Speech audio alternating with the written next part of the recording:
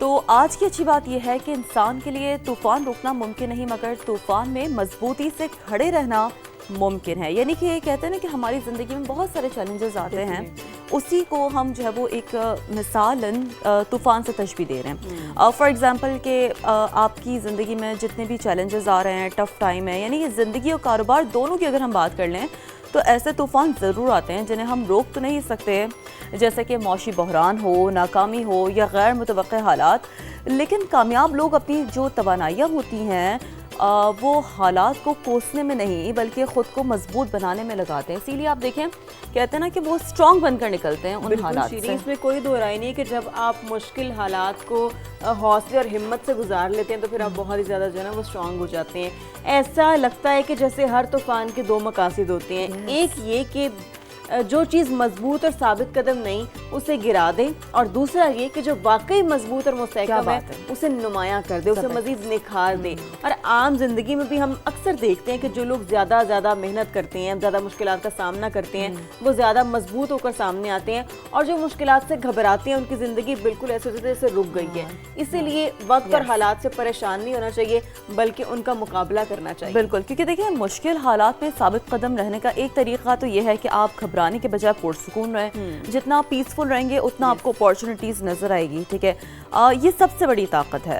آپ مضبوط درختوں کی طرح بنے جو تیز ہوا میں جھک تو جاتے ہیں لیکن جڑ سے اکھڑتے تو نہیں ہے نا. اب کتنی ہم یہ ایگزامپلز دیکھتے ہیں کہ مطلب ٹھیک ہے ایک قدرتی عمل ہے کہ اگر طوفان آیا ہے, اب آپ دیکھیں درخت جیسی اتنی مضبوط شے بھی جھک جاتی ہے, تھوڑا سا اپنے وجود سے وہ پرسنالٹی اس کی نہیں رہتی ہے, لیکن پھر سے وہ اپنی اسی پرسنالٹی پہ دوبارہ جو ہے وہ درخت کھڑا اترتا ہے. تو سملرلی انسان کی بھی یہی ایک کہتے ہیں اس کا ایک اپنا ٹیمپرمنٹ ہونا چاہیے.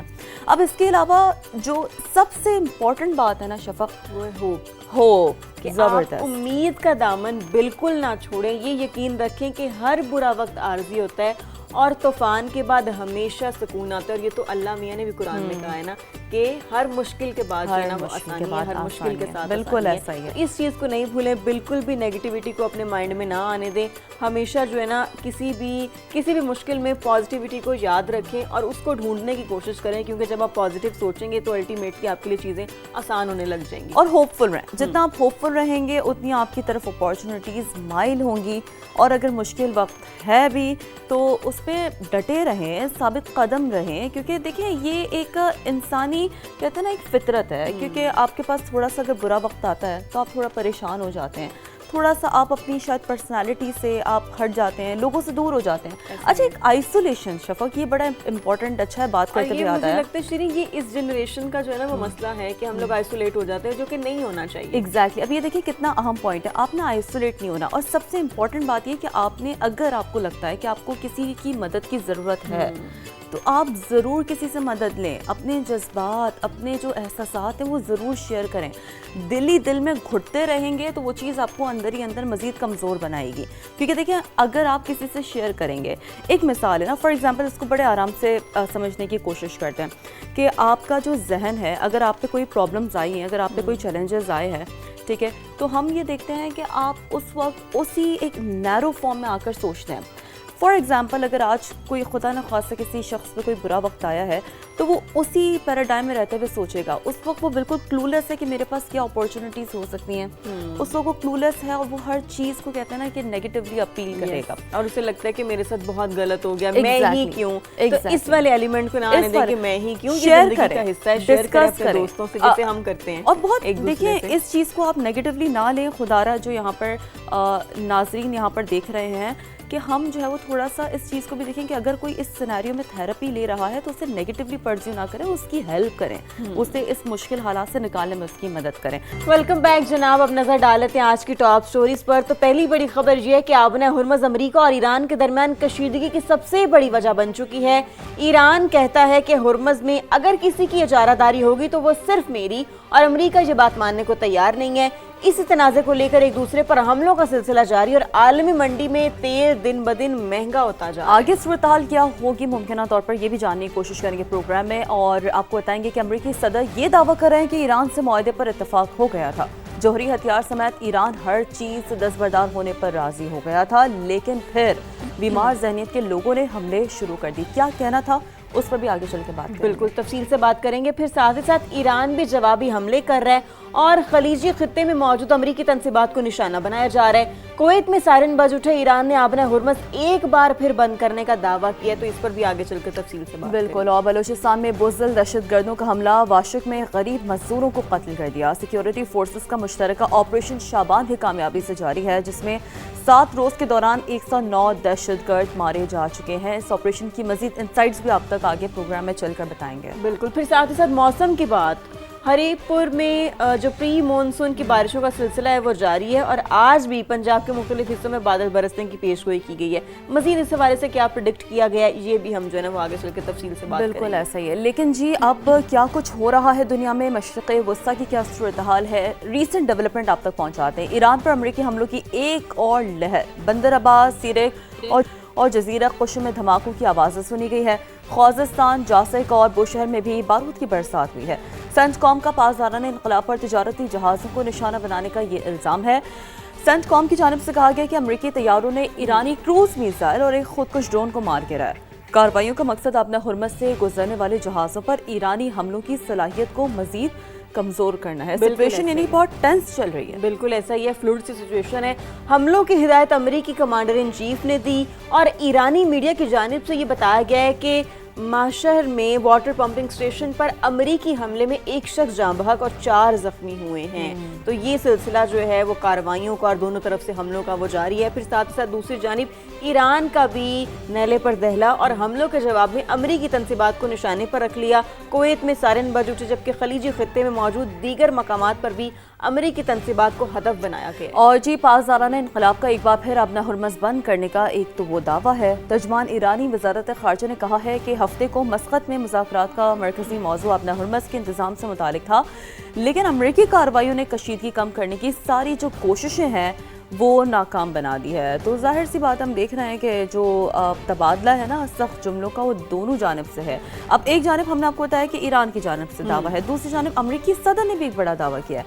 उन्होंने कहा है कि ईरान गुज़श्ता रोज़ डील पर राज़ी हो गया था, एटमी प्रोग्राम समेत हर चीज़ से दस्तबरदारी पर इतफाक़ किया था। ये बहुत बड़ी बात अमरीकी सदर ने की है। लेकिन बीमार ज़हनियत के लोगों ने कमरे से निकलने के 1 घंटे बाद ही जहाज़ पर ड्रोन हमला कर दिया। और उन्होंने बेसिकली ये जो बात की है वो NBC को इंटरव्यू में सदर ट्रंप ने कहा कि जिस मुआहदे पर रजामंदी जाहिर की गई थी वो हमारे लिए बेहतरीन था। जहाज़ पर हमले के बाद हमने ईरान पर ज़बरदस्त बमबारी की और अमरीकी सदर का ये भी कहना था कि अपना हुर्मस खुली है, जबकि एक्सियोस ने भी इस हवाले से कुछ बात की है। एक्सियोस की जानिब से ये कहा गया है कि 24 घंटों में 20 तिजारती जहाज आबना हुर्मस से गुजरे। कई जहाज़ों ने अमरीकी राबते के बगैर भी गुजरगाह अबूर की। चलें जी, ये गुफ्तगू आपने सुनी। दूसरी जानिब आपको ये भी बताएं कि अमरीका ईरान कशीदगी ने एक बार फिर से तेल की कीमतों को फिर जो है ना वो बढ़ा दिया है, फिर चिंगारी दिखा दी है।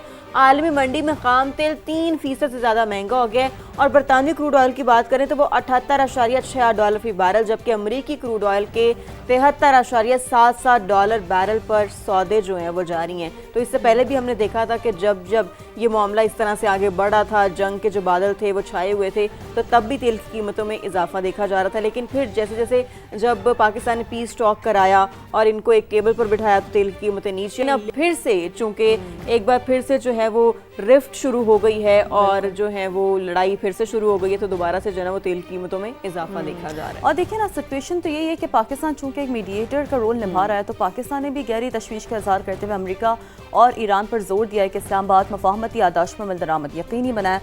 अब सवाल तो यहाँ पर यही है कि पाकिस्तान अपना रोल निभा रहा है, दीगर ममालिक भी यही तवक्को कर रहे हैं, लेकिन मामला को सुधारा कैसे जाएगा, इसी पर बात करने के लिए हमारे साथ मौजूद हैं आलमी उमूर हैं के माहिर हैं डॉक्टर वक़ास बुखारी साहब। डॉक्टर साहब वेरी गुड मॉर्निंग। और बड़ा ही अहम, बड़ा ही ज़रूरी हम समझते हैं आपसे इस मौजू पर बात करना इसलिए था क्योंकि आप काफ़ी बसीरत रखते हैं, माहिर आलमी उमूर हैं।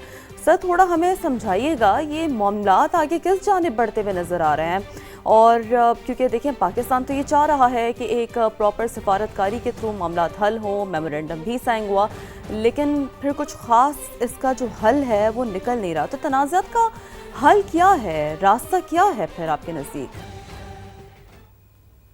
Thank you so much for your invitation.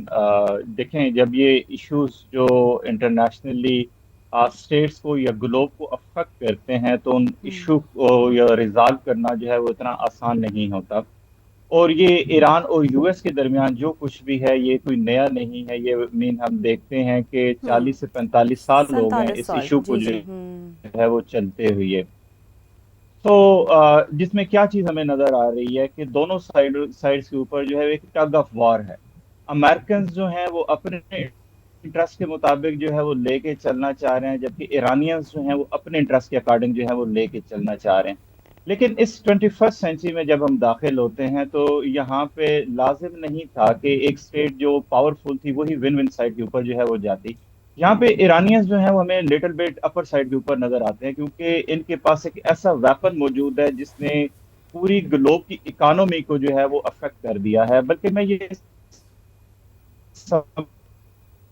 سمجھتا ہوں کہ یہ ایک دیکھنا ہم نے کل دیکھا کہ آئل کی پرائسز جو ہیں وہ 3 to 9% جو ہے وہ انکریز ہو جاتی ہیں. ایک نیوز چلتی ہے کہ اسٹیٹ آف ہومس جو ہے وہ کلوز ہو گئی ہے، فوری طور پہ جو ہے وہ اسٹیٹ کی یا گلوب کی اکانومی جو ہے وہ ڈی ریل ہوتی ہوئی جو ہے وہ نظر آ رہی ہے. تو جہاں پہ آپ نے سولوشنز کی بات کی تو سولوشن دیکھیں کبھی بھی وار جو ہوتی ہے وہ کسی بھی کانفلکٹ یا کرائسس کا جو ہے وہ سولوشن نہیں ہوتی. ہمیشہ ڈپلومیسی ہی جو ہے وہ سولوشن ہوتی ہے، اور ڈپلومیسی کے ٹرو تھرو ہی جو ہے معاملات کو ریزالو کیا جاتا ہے. ہم اس پورے کرائسس کو جو ہے وہ دیکھ رہے ہیں، لیکن ہم ایک اسٹیٹ جو ہے اس کو اگنور کر رہے ہیں جو کہ اس پوری پکچر کے اندر موجود نہیں ہے. وہ اسٹیٹ آف اسرائیل ہے. اس وقت اسٹیٹ آف اسرائیل کے انٹرسٹ جو ہیں وہ اس پورے کانفلکٹ کے اندر جو ہے وہ موجود ہیں. اور امریکن اس وقت تک جو ہے وہ کسی بھی سیٹلمنٹ کے اوپر نہیں آئیں گے جب تک جو ہے وہ اسرائیل جو ہے وہ سیٹسفائیڈ نہیں ہوگا.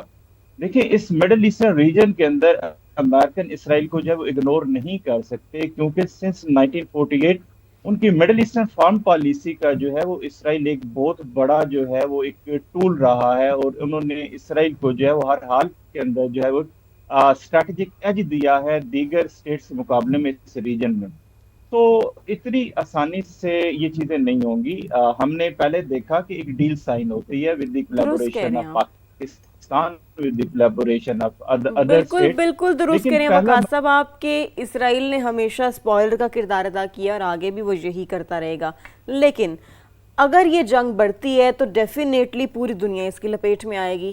ایران کہہ چکا ہے کہ وہ اپنے شہید لیڈر کے قتل کا بدلہ ضرور لے گا، اور اسی خوف میں امریکی صدر بار بار یہ کہہ رہے ہیں کہ ایرانی مجھے قتل کر دیں گے. یہ بارود کی برسات اور دھمکیوں کا سلسلہ کس طرح روکا جائے گا آپ کی نظر میں؟ اس کا حل کیا ہے؟ دیکھیے ڈونلڈ ٹرمپ صاحب کی جو پرسنالٹی ہے نا وہ بھی تھوڑی سی ایک کنٹروورشل سی ہے کہ پہلے وہ ہے کچھ اور اسٹیٹمنٹ دیتے ہیں، جی لیکن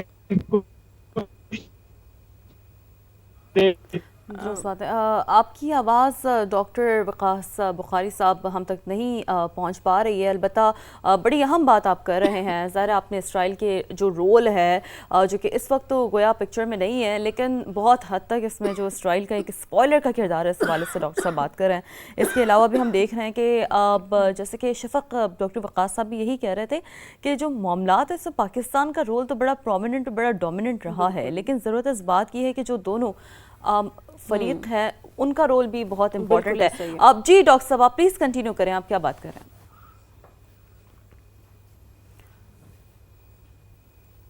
دیکھیں جب امریکن ڈونلڈ ٹرمپ جو ہیں وہ ایک اسٹیٹمنٹ دیتے ہیں جو پہلے ایک نیگیٹو ہوتی ہے، ان کی پرسنالٹی کے اندر یہ چیز ہمیں دیکھنے کو ملتی ہے، تو گلوب کی جو سٹاک مارکیٹ ہے وہ فوری طور پہ ڈاؤن ہو جاتی ہے. اگلی اسٹیٹمنٹ میں ایک پازیٹیو ہو جاتے ہیں، جیسے ابھی ہم نے نیٹو سیشن میں برٹن کے اندر دیکھا کہ پہلے وہ کہتے ہیں کہ ڈیل جو ہے وہ ختم ہو چکی ہے، لیکن کچھ دیر کے بعد وہ کہتے ہیں کہ ڈیل جو ہے وہ ابھی قائم ہے، ہم اس کو جو ہے وہ دوبارہ سے دیکھ سکتے ہیں.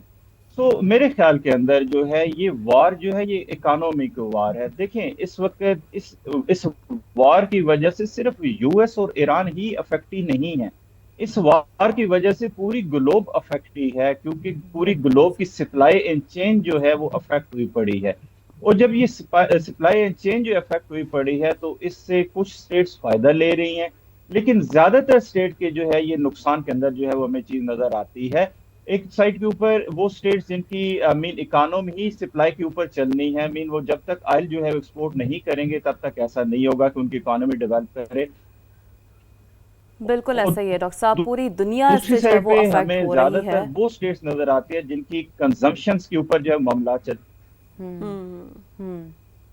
بالکل ایسے ہی آپ بالکل صحیح کہہ رہے ہیں, اس میں بہت سارے فیکٹرز انوالو ہیں اور ابھی بھی جو سچویشن ہے نا وہ بڑی فلوڈ ہے اور بہت سے ویریبلز ہیں جو کہ سچویشن میں انوالو ہیں. لیکن at the end of the day حل جو ہے وہ جنگ نہیں ہے, حل صرف اور صرف مذاکرات ہیں, سفارتکاری ہے جو کہ پاکستان ایک لمبے عرصے سے کر رہا ہے, بہت ہی کامیاب, بہت ہی شٹل ڈپلومیسی. پاکستان کوشش ابھی بھی یہی ہے کہ معاملات خوش اسلوبی سے ٹیبل پر بیٹھ کر ہی آگے بڑھیں. بالکل, thank you for your time doctor Waqas Bukhari صاحب. ویلکم بیک جی. آپ کو بتاتے ہیں کراچی میں جو ٹریفک حادثات کا سلسلہ ہے نا, انفارچونیٹلی بہت افسوس کے ساتھ رپورٹ کرنا پڑتا ہے کہ وہ رک نہیں رہا ہے. ناردرن بائی پاس پر گاڑی نے موٹر سائیکل سواروں کو کچل دیا جس میں دو افراد جاں بحق ہو گئے.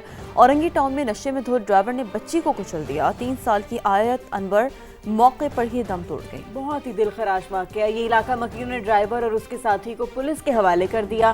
دونوں افراد نشے میں تھے. دیکھیں کہ آپ نشے کی حالت میں تھے اور آپ نے اتنی ایک معصوم قیمتی جان جو ہے نا وہ لے لی صرف اور صرف ایک نشے کی وجہ سے. بالکل ایسا ہی. اور پھر اس طرح کے جو واقعات ہوتے ہیں نا, اس کا کوئی سدباب بھی ہم کہتے ہیں کہ زیادہ اس میں نہیں ہو رہا ہوتا, لیکن جی امید پر تو دنیا قائم ہوتی ہے. اب تھوڑا سا آگے بڑھتے ہیں اور موسم کا احوال جان لیتے ہیں. پری مانسون بارشوں کا سلسلہ جاری ہے. رات گئے ساہیوال اور اوکاڑا میں بارش ہوئی ہے اور محکمہ موسمیات نے آج بھی پنجاب کے مختلف حصوں میں بادل برسنے کی پیش گوئی کر دی. بالکل شیری, ہم نے کل خود بھی وٹنس کیا تھا کہ لاہور کا موسم کتنا اچھا تھا. گزشتہ روز ہونے والی بارش نے پانی بھی اب تک جو ہے وہ نہیں سوکھا. اچھا یہ جو ہے نا یہ نکاسی آپ کا جو نظام نہیں پراپر ہوتا نا, وہ سارا جو مزہ ہے بارش کا وہ کرکرا کر دیتا ہے. بالکل ایسا ہی. انتظام کی کارکردگی پر بہت سارے سوالیہ نشان بھی کھڑے ہو جاتے ہیں اس کے بعد. اب حافظ آباد کی اگر ہم بات کریں, جہاں شہر کا واحد فیملی پارک اب تک آپ دیکھیں نا, یہ آپ ویجولز دیکھیں, برساتی پانی میں ڈوبا ہوا ہے. اب بچے جو یہاں پر آتے ہیں جن کے لیے واحد تفریحی مقام ہی یہی ہوتا ہے قریبی, تو وہ کہاں جائیں, کیا کریں؟ امتیاز احمد تاج سما کے نمائندہ ہمیں جوائن کر چکے ہیں, ان سے بات کرتے ہیں. امتیاز بتائیے گا, انتظامیہ کہاں ہے, پارک کا یہ حال ہے, بچے کہاں جائیں گے؟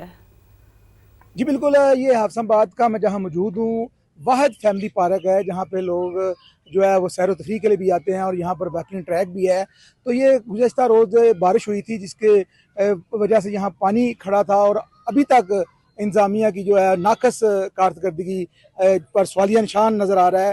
یہ پانی یہاں پر جمع ہے, لوگ پریشان ہیں, بچے جو ہیں وہ آپ دیکھ سکتے ہیں کہ وہ پانی میں نہا رہے ہیں اور یہ پورا پارک ہی ندی نالے کا منظر پیش کر رہا ہے. میرے ساتھ اس کچھ شہری ہیں, آئیے انہیں سے جانتے ہیں یہ کب کا پانی کھڑا ہے اور کیا صورتحال ہے یہاں پر. جی بتائیے گا. جی بھائی جان, یہ کل کی بارش ہوئی ہے یہاں پہ اور صبح کو ہماری مائیں بہنیں یہاں پہ سیل کرنے کے لیے آتی ہے. بہت زیادہ پریشانی ہے. انتظامیہ سے گزارش ہے کہ مہربانی یہ جلد سے جلد یہاں پہ صفائی کرائی جائے. بس یہی ہماری گزارش ہے ان سے. جی ناظرین, جیسا کہ آپ نے ان کی بات سنی, یہ واحد فیملی پارک ہے جہاں پر لوگ سیر و تفریح کے لیے آتے ہیں. انتظامیہ سے اپیل کی ہے کہ یہاں سے پانی جو ہے وہ نکالا جائے تاکہ جو شہری ہیں وہ اس سے مستفید ہو سکیں. جی اپڈیٹ کے لیے شکریہ آپ کا. اور جی دریائے چترال کے شدید کٹاؤ نے بھی بہت حد تک تباہی مچا دی ہے. ہم دیکھ رہے ہیں کہ متعدد جو مکانات ہیں, زرعی اراضی ہوں, باغات ہوں, کھڑی فصلیں ہوں, مویشی ہوں, سب کچھ نا دریا برد ہو چکا ہے. اور متاثرہ خاندان کھلے آسمان تلے زندگی گزارنے پر مجبور ہیں. دریائی کٹاؤ سے چترال, مستور, شندور روڈ بھی شدید خطرے سے دوچار ہے. سیف الرحمان عزیز نے ایک رپورٹ تیار کی ساری صورتحال کے حوالے سے, وہ آپ کو دکھاتے ہیں.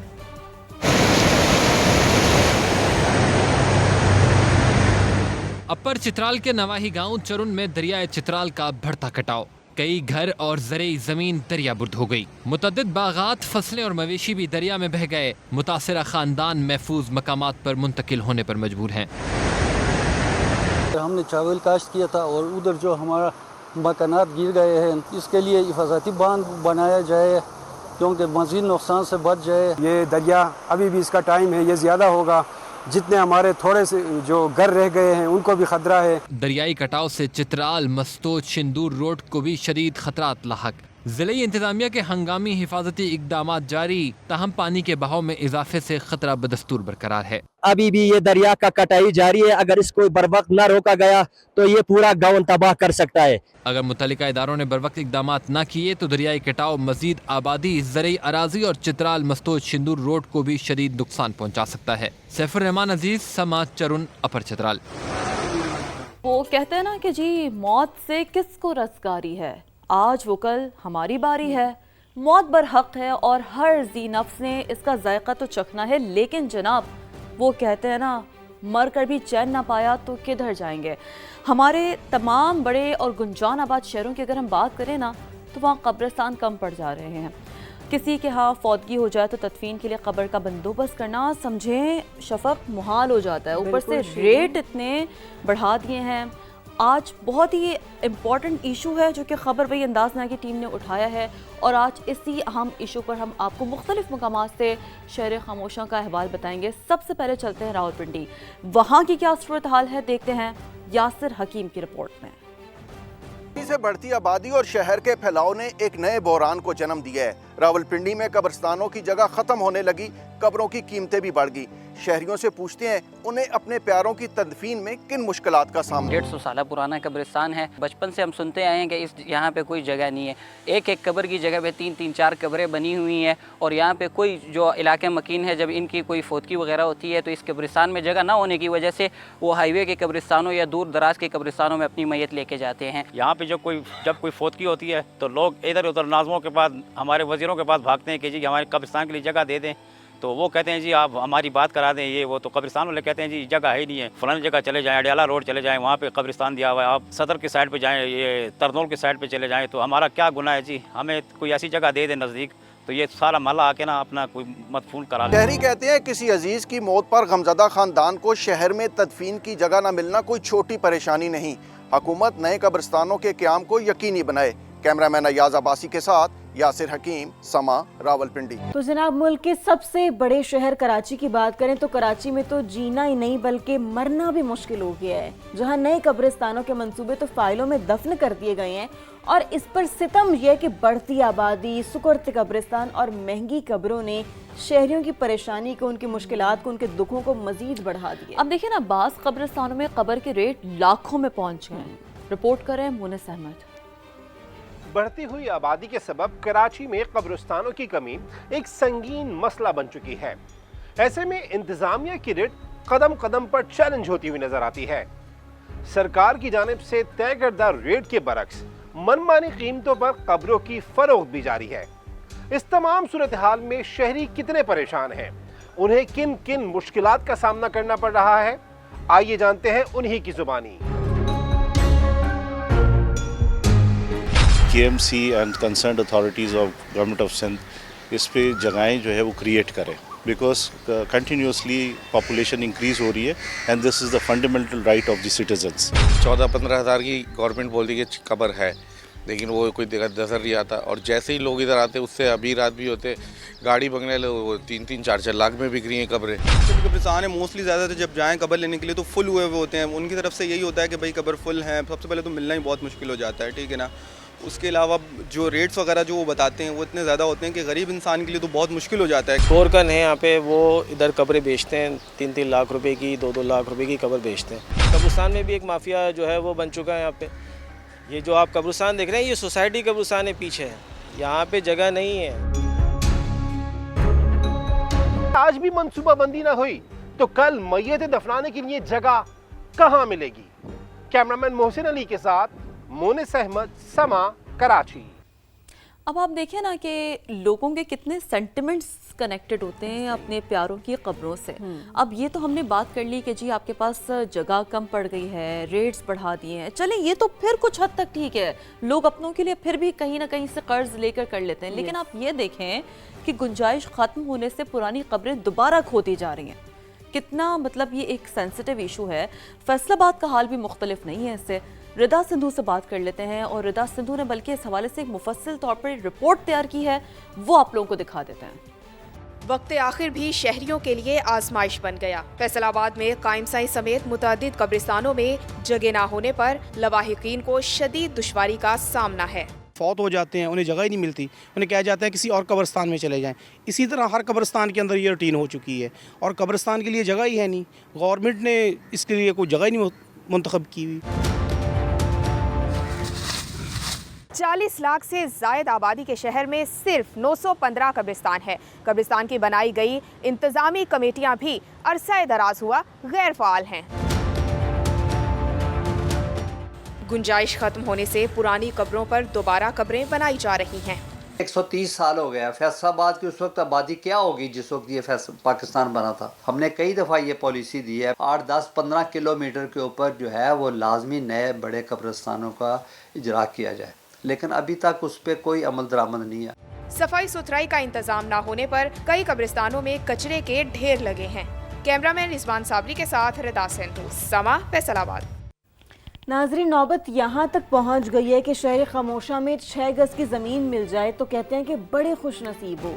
بڑھتی آبادی نے لاہور میں بھی صرف رہائش ہی نہیں بلکہ آخری آرام گاہ کو بھی مشکل بنا دی ہے, اور لاہور میں قبرستانوں کی کمی سنگین مسئلہ بنتی جا رہی ہے. ایک تو جگہ کم ہے, پھر اس کے ساتھ ساتھ قبروں کے جو ریٹ ہیں وہ آسمان پر ہیں, اور نئے قبرستانوں کی تعمیر بھی تاحال جو ہے نا وہ نظر نہیں آ رہی ہے, وہ التوا کا شکار ہے. سوال تو شفق یہی ہوتا ہے کہ ضلع انتظامیہ کیا کر رہی ہے. اب یہ سارے جو کام ہے وہ تو ان کے کرنے کے ہیں, اور عوام کو کن مشکلات کا سامنا ہے یہ تو ہم آپ کو بتا رہے ہیں, لیکن مجموعی طور پر صورتحال کیا ہے, لوگ کیا کہتے ہیں جب اپنے پیاروں کو دفنانے کے لیے در بدر لٹرلی در بدر بھٹکتے رہتے ہیں. مائرہ ہاشمی کی طرف ہی چلتے ہیں. مائرہ, آپ بتائیے. بڑھتی ہوئی آبادی نے لاہور میں صرف رہائش ہی نہیں بلکہ آخری آرام گاہ کو بھی مشکل بنا دیا ہے, جہاں قبرستانوں کی کمی ایک سنگین مسئلہ بنتی جا رہی ہے. قبروں کے دام بے لگام ہے اور نئے قبرستانوں کی تعمیر بھی تاحال تاخیر کا شکار ہے. ایسے میں ضلع انتظامیہ کیا کر رہی ہے اور شہریوں کو کن مشکلات کا سامنا ہے, آئیے انہی سے جانتے ہیں.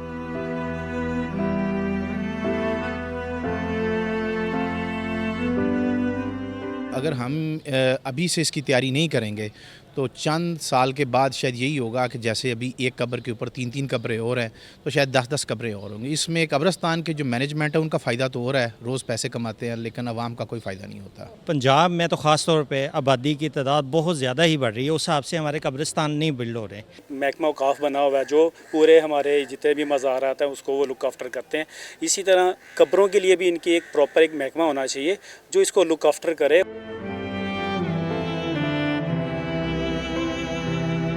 جگہ کم, مسائل زیادہ, مگر حل تاحال غیر واضح. اب دیکھنا یہ ہے کہ انتظامیہ نئے قبرستان بنانے کے لیے کب عملی اقدامات کرتی ہے. کیمرہ مین نوید رمضان کے ساتھ مائرہ ہاشمی, سما, لاہور. تو مختلف شہروں کی صرف ایک شہر کی صورتحال خبر بھائی انداز کی ٹیم نے آپ تک نہیں پہنچائی ہے. لاہور کی بات کر لیں, دیگر شہروں کی بات کر لیں, ہر جگہ یہی حال ہے. اب آخر میں ہم ملتان کی بھی بات کر لیتے ہیں. وہاں بھی قبرستانوں میں جگہ نہ ہونے کا مسئلہ سنگین ہوتا جا رہا ہے. انتظامیہ کی جانب سے کوئی بھی نئے قبرستان کا منصوبہ موجود نہیں ہے. بالکل ایسے محسن علی سے جان لیتے ہیں. محسن, آپ بتائیں یہاں پر کیا سچویشن دیکھ رہے ہیں آپ؟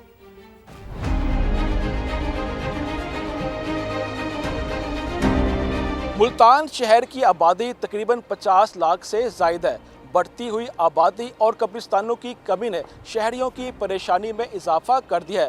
شہر کے بیشتر قبرستان اپنی گنجائش پوری کر چکے ہیں, جبکہ تاحال نئے قبرستانوں کے حوالے سے کوئی نیا منصوبہ زیر غور نہیں ہے. شہریوں کو اپنے پیاروں کی تدفین کے لیے کن کن مشکلات کا سامنا کرنا پڑ رہا ہے, آئیے انہی سے جانتے ہیں. یہاں قبرستان بہت قدیمی ہے اور ان میں اب جگہ بہت کم ہو چکی ہے. جیسے مہنگائی کے دور میں انسان کی زندگی تنگ ہو گئی ہے, اس طرح مرنے کے بعد مرنے والوں کے لیے جگہ بہت تنگ ہو گئی ہے.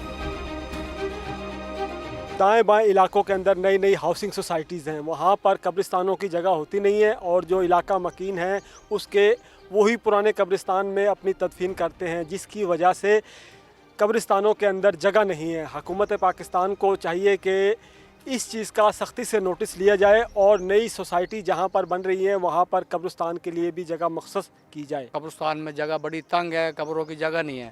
جو نئی سوسائٹیاں بن رہی ہیں ان میں قبرستان کی جگہ نہیں چھوڑ رہے لوگ. حکومت کو چاہیے کہ ادھر جگہ بھی مختص کرائیں اور کیا نام ہے ادھر اس پرانے قبرستان میں سہولیات بھی دے, پانی کی, صفائی کی. قبرستان کے راستے کیے جائیں, پانی کا انتظام کیا جائے, اور اپنے پیاروں کی قبروں پر جب فاتح دینے کے لیے بندہ آئے تو وہ آرام سے کسی جگہ پہ بیٹھ کے پانی بھی پی سکے۔ ملتان شہر میں 150 سے زائد قبرستان موجود ہیں۔ شہریوں کا مطالبہ ہے کہ بڑھتی ہوئی آبادی کے پیش نظر فوری طور پر نئے قبرستانوں کے لیے زمین مختص کی جائے تاکہ اپنے پیاروں کی تدفین کے لیے کوئی مشکلات پیش نہ آئیں۔ کیمرہ مین چودھری محبوب کے ساتھ محسن علی، ساما، ملتان۔ اور وہی بات جس سے ہم نے آغاز کیا تھا کہ اگر مر کر بھی چین نہ پایا تو کدھر جائیں گے۔ خبر وہی انداز میں کی ٹیم نے اس حوالے سے اپنی کاوش کی ہے بھرپور طور پر جو مختلف شہروں کا احوال ہے قبرستانوں کا وہ ارباب اختیار تک پہنچانے کی کوشش کی ہے۔ امید بھی ہے، دعا گو بھی ہیں کہ انشاءاللہ اس حوالے سے ضلع انتظامیہ ضرور متحرک ہوگی۔ بیک جناب، کراچی کی بات کریں تو کراچی کا ایک مسئلہ جسے ہم ہمیشہ سے رپورٹ کرتے آ رہے ہیں لیکن وہ حل ہونے کا نام نہیں ہو رہا، وہ ہے کھلے مین ہولز کا مسئلہ جو کہ ایک بہت بڑا چیلنج ہے۔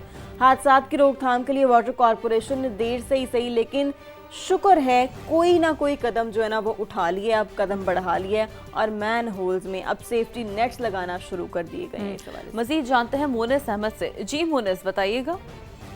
دیکھیے کراچی میں مین ہول کورز کے نہ ہونے کی وجہ سے کئی حادثات رپورٹ ہوتے رہے ہیں لیکن اب واٹر کارپوریشن نے اس کا حل ڈھونڈ نکالا ہے اور اس کے لیے سیفٹی نیٹس لگائے جا رہے ہیں جہاں پہ مین ہول کورز نہیں ہیں، اب وہاں پہ حادثات سے بچا جا سکے گا۔ اس وقت میں طارق روڈ پر موجود ہوں اور میرے عقب میں یہ ٹیم پوری موجود ہے جو کہ مختلف مین ہولز پہ یہ سیفٹی نیٹ لگا رہی ہے۔ کیمرہ مین عمران خان آپ کو دکھائیں گے۔ یہ بیلٹس پر مشتمل ایک پورا سیفٹی بیلٹ ہے جس کو ہکس کی مدد سے روکا گیا ہے۔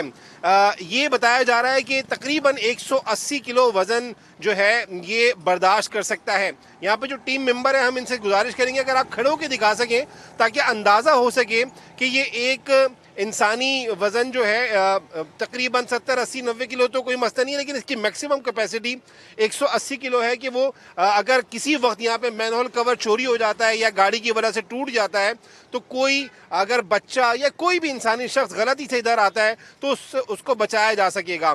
ماضی میں بہت سارے حادثات رپورٹ ہوئے ہیں جس میں چھوٹے بچے بڑے گٹر میں گر گئے ہیں، کھلے مین ہول میں گر گئے تھے لیکن اب واٹر کارپوریشن کی جانب سے بتایا جا رہا ہے نہ صرف طارق روڈ بلکہ جو ڈینسلی پاپولیٹڈ ایریاز ہیں پرائرٹی پہ ان ایریاز میں یہ بیلٹس لگائے جائیں گے اور اس کے بعد یہ سلسلہ مزید شہر کے علاقوں تک بھی پھیلایا جائے گا۔ تھینک یو مونس، چلیں شکر ہے کوئی تو حل نکلا اس بات کا اور ہم امید کرتے ہیں کہ انشاءاللہ تعالیٰ ایک سوک سینس بھی سے ڈیولپ ہوگی اور یہ جو ہے وہ بہت حد تک جو حادثات ہو جاتے ہیں مین ہول کے واقعات ہو جاتا ہے اس میں کمی کا جو ہے وہ سبب بنے گا۔ اب جی شہر قائد کا ایک اور اہم ایشو، مانسون سیزن قریب ہے لیکن کراچی کے بڑے برساتی نالے اب تک صاف نہیں کیے جا سکے۔ ضلع جنوبی کے مختلف علاقوں سے گزرنے والے جو کلری نالے کی صورتحال اگر ہم اس کی بات کریں تو وہ تو بدستور بدتر ہی رہتی ہے۔ شہریوں کا کیا کہنا ہے خورشید عالم کی رپورٹ میں یہ دیکھ لیتے ہیں۔ مچھر کالونی کے مکین کلری نالے کی صفائی نہ ہونے کی وجہ سے بارشیں انجوائے نہیں کر پاتے۔ بارشوں کے بعد یہاں کیا صورتحال ہوتی ہے یہ ہم معلوم کریں گے یہاں کے مکینوں سے۔ جب برسات ہوتا ہے وہاں سے بیک کرتا ہے پانی، یہ گھروں میں چلا جاتا ہے پانی، اسمیل بھی بہت زیادہ ہے تو بچے بھی بیمار ہوتے ہیں اور بارش کا انجوائے بڑی مشکل سے کرتے ہیں۔ کچرا تو بالکل ایسا بھرا ہوا ہے کہ پانی کی نکاسی ہو ہی نہیں رہی ہے، تو اگر بارش ہو گئی تو یہی پانی لوگوں کے گھروں میں داخل ہوگا، روڈ کا اور نالے کا پھر پتہ نہیں چلتا ہے، کئی حادثات ہوتے ہیں اس میں۔ میں کراچی کو بولنا چاہتا ہوں کہ آپ جو نا آتے ہو ووٹ آپ لوگ لے جاتے ہو، گورنمنٹ بنتے ہو، عوام کے ووٹوں سے آپ لوگ کامیاب ہوتے ہو تو ان کو سہولت تو دو۔ ہر سال کوئی اموات یہاں بہت ہی رہتی ہے تو یہ بڑا یہ مسئلہ ہے یہاں پر صفائی نہ ہونے، صفائی تو صفائی کی مسئلہ بھی ہے، دوسرا یہ کہ نالے کے بعد دیوار بھی نہیں لگاتے لوگ۔ مچھر کالونی کے مکین کہتے ہیں کہ اس سے پہلے کہ کوئی اور حادثہ ہو انتظامیہ جاگے اور نالے کی صفائی کرائے۔ کیمرہ مین ایم کامران کے ساتھ خورشید عالم، سما، کراچی۔ چلیں جی، کراچی کی صورتحال تو بہت ہی بری ہے، اب رخ کر لیتے ہیں لاہور کا، کچھ بات کر لیتے ہیں لاہور کی موسم کی، جہاں گزشتہ روز بارش کے بعد گرمی کی شدت میں بالآخر کمی آ گئی اور محکمہ موسمیات کے مطابق آج بھی شہر میں بارش کا امکان ہے، یعنی آج بھی ہمیں اچھا موسم دیکھنے کو ملے گا۔ موسم کا تازہ ترین احوال کیا ہے جانیں گے سما کے نمائندے سالک نواز سے۔ جی سالک بتائیے۔ جی بالکل، شہر میں گزشتہ روز ہونے والی بارش کے بعد گرمی کی شدت میں کمی واقع ہوئی ہے۔ इस वक्त शहर का दर्जा हरारत जो है वो 30 डिग्री सेंटीग्रेड रिकॉर्ड किया गया है, जबकि महकमा मौसमियात के मुताबिक आज ज़्यादा से ज़्यादा दर्जा हरारत 37 डिग्री सेंटीग्रेड तक रिकॉर्ड किया जा सकेगा। जबकि महकमा मौसमियात ने आज भी शहर में बारिश की पेशेनगोई की है। दूसरी जानिब वज़ीर आला पंजाब की हिदायत के पेश नज़र सूबे भर के तमाम कमिश्नर्स और डिप्टी कमिश्नर समेत मुतल्लिका इदारों को अलर्ट रहने की हिदायत जारी की गई हैं। इसके अलावा लाहौर के मुख्तलिफ इलाकों में कैंप भी लगाए गए हैं, जहां पर वासा का अमला जो है उसे भी अलर्ट रहने की हिदायत जारी की गई हैं। जबकि महकमा मौसमियात के मुताबिक बारिशों का ये सिलसिला आइंदा चंद रोज़ तक जारी रहेगा।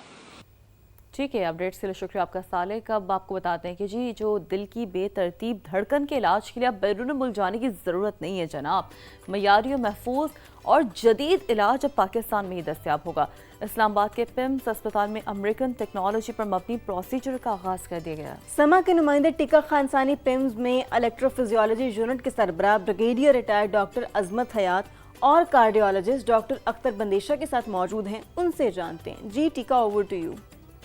जी बिल्कुल, पाकिस्तान में दिल की बेरब्त या ख़राब धड़कन के कम अज़ कम 50 लाख मरीज़ मौजूद हैं जिनके इलाज के लिए खासी मुश्किलात थी और ये मुश्किलात अब आसान हो गई हैं। मेरे साथ मौजूद हैं ब्रिगेडियर रिटायर्ड डॉक्टर अजमत हयात। इनसे पूछते हैं, डॉक्टर साहब ये बताइएगा ये जदीद तरीका इलाज है क्या? दिल की जो मखसूस किस्म की धड़कन की बीमारियाँ हैं, 5 मिलियन प्लस पाकिस्तान की आबादी जो है उससे मुतासर है, उसके लिए ये एक मखसूस किस्म का तरीका इलाज है जो आज से पहले पाकिस्तान में नहीं था, इनफैक्ट इस रीजन में भी नहीं था। ये मशीन जो कि फेरापल्स कहलाती है, इस मशीन के ज़रिए अब हमने इस दफ़ा जैसे फ़र्स्ट टाइम एवर 4 मरीज़ किए, तो जो आखिरी मरीज़ आज हमारा हुआ है वो 45 मिनट्स में हुआ है और मरीज़ का ऑन टेबल ही अल्हम्दुलिल्लाह वो रिदम हमने नॉर्मल कर दिया। इसमें एक कैथेटर होता है जो टांग के ज़रिए इंसर्ट किया जाता है, हार्ट में जाता है और हार्ट में राइट चैम्बर से हम लेफ़्ट चैम्बर में जाके और जहाँ पे ये टिश्यूज़ होते हैं जिनमें से ये एरिथमिया का फोकस होता है, इसको एक मखसूस किस्म की इसमें से एनर्जी निकलती है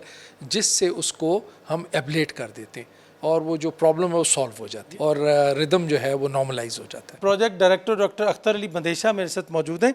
ये बताइएगा ये पहला फ़ेज़ कितना अर्सा लगा और इसका क्या दूसरा फ़ेज़ भी है? जी बिल्कुल, बहुत शुक्रिया।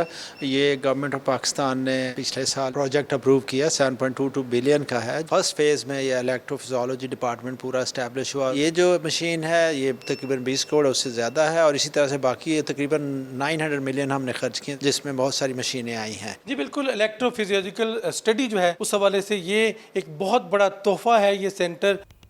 ठीक है, थैंक यू टिका, आपने हमें अपडेट किया। वेलकम बैक जनाब। ज़मीन के तनाज़ात और महंगी जायदाद के इस दौर में ननकाना साहब की तहसील सांगला हिल का एक गांव ऐसा भी है जहां 300 से ज़्यादा मुस्तहिक ख़ानदानों को रिहाइश के लिए मुफ्त प्लाट्स तकसीम किए गए, मगर एक शर्त के साथ। वो कौन सी शर्त है ये हम आपको बताएंगे। ये हम आपको नहीं बताएंगे, उस्मान सिंदराना की रिपोर्ट दिखाएंगे।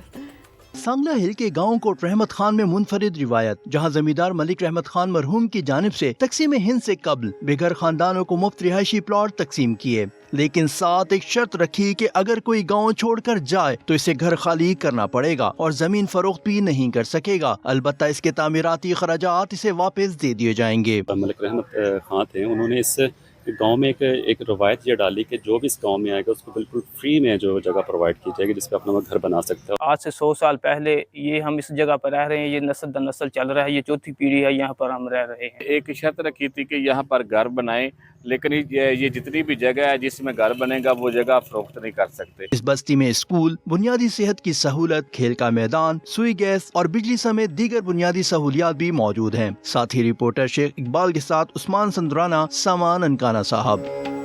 अच्छा जी, पेशावर के मकामी पार्क में अब आवाम को एक ही जगह बहुत सी सेहतमंद सहूलियात मिलेंगी। हयाताबाद फेज़ 1 में 57 करोड़ की लागत से तामीर 105 कनाल पर मुश्तमिल जदीद अवामी पार्क का इफ्तिताह कर दिया गया। सैयद शहाब रहमान रिपोर्ट कर रहे हैं।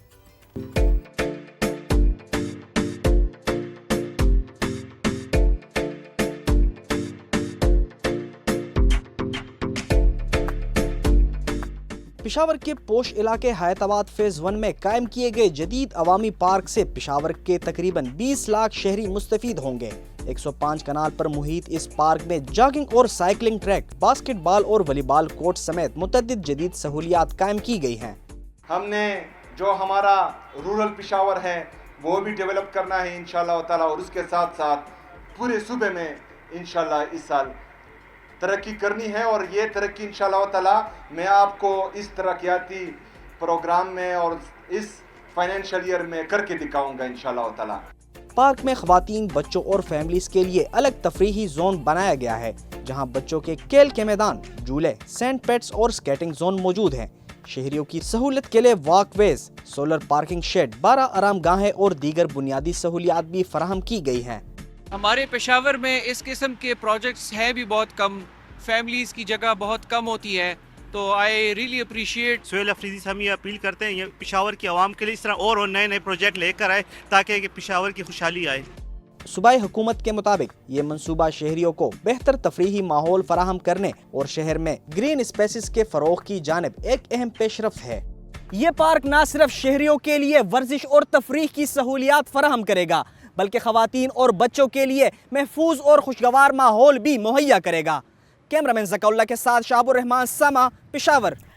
और जी, क्वेटा के फिजिक्स टीचर और माहिर फल्कियात सैयद मोहम्मद बाकिर 37 साल से अपनी टेलीस्कोप के जरिए आसमान के सरबस्ता राजों से पर्दा उठाने में मसरूफ़ हैं। चांद, मरीख, मुश्तरी, ज़ोहर और दीगर अजराम फल्की का मुशाहिदा कर रहे हैं। ये बहुत इंटरेस्टिंग है शीरीन। तो फिर आइए जानते हैं कि सितारों और सैयारों के इस मुसाफिर का ये गैर मामूली सफ़र कैसे शुरू हुआ और आज कहाँ तक पहुँच चुका है। खुद उन्हीं की ज़ुबानी जान लेते हैं।